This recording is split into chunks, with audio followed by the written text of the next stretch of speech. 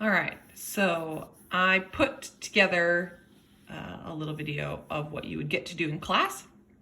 So we're trying to figure out what this other reactant was that mixed with chlorine to produce sulfur and hydrogen chloride. And we know based on the law of conservation of mass, or the law of conservation of matter, that if it exists on our product side, it means before the reaction it had to have existed on our reactant side.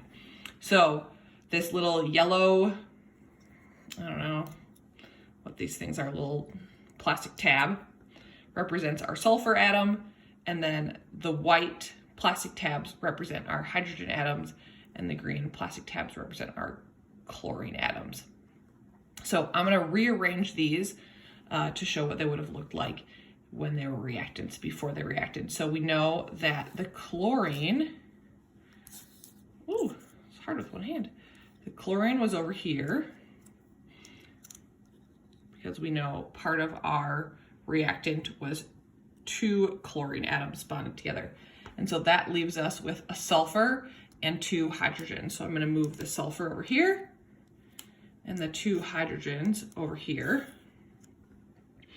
So now I know before my reaction, I had sulfur and two hydrogens, two chlorines bonded together, and then after the reaction, we know that we produced sulfur and hydrogen chloride.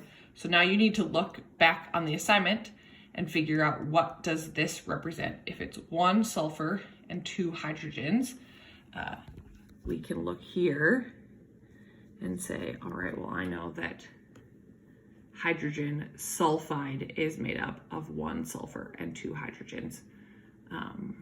So that is going to be one of our reactants. Hopefully that helped.